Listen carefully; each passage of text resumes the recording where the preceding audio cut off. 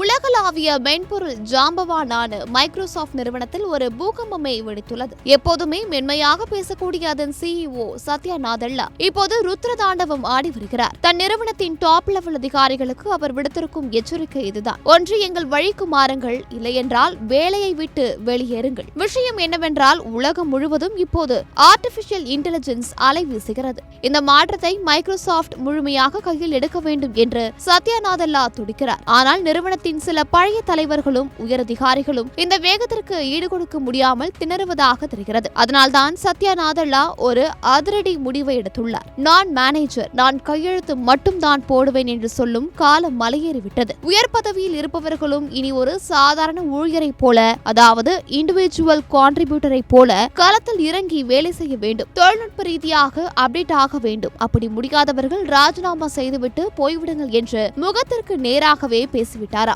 சத்யா நாதேல்லாவுக்கு ஒரு பெரிய பயம் இருக்கிறது. ஒரு காலத்தில் கம்ப்யூட்டர் உலகில் கொடிக்கட்டி பறந்த பல நிறுவனங்கள் கால மாற்றத்தை ஏற்காததால் காணாமல் போய்விட்டன. அதே நிலைமை மைக்ரோசாஃப்ட்டுக்கும் வந்துவிடக் கூடாது, நாம் அழிந்துவிடக் கூடாது என்ற பயம்தான் அவர் இப்படி பேச வைத்திருக்கிறது. ஏற்கனவே இந்த ஆண்டு மே மற்றும் ஜூலை மாதங்களில் சுமார் 15,000 ஊழியர்களை மைக்ரோசாஃப்ட் பணி நீக்கம் செய்திருந்தது. இப்போது உயர் அதிகாரிகளுக்கும் குறி வைக்கப்பட்டுள்ளது.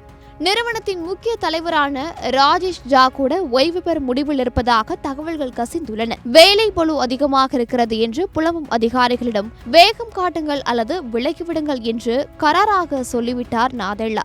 மொத்தத்தில் மாற்றத்தை ஏற்றுக்கொள்ளுங்கள் அல்லது மாற்றப்பட்டு விடுவீர்கள், அதாவது அடாப்ட் ஆர் பெரிஷ். இதுதான் சத்யா நாதல்லா ஐடி உலகிற்கு சொல்ல வரும் பாடம்.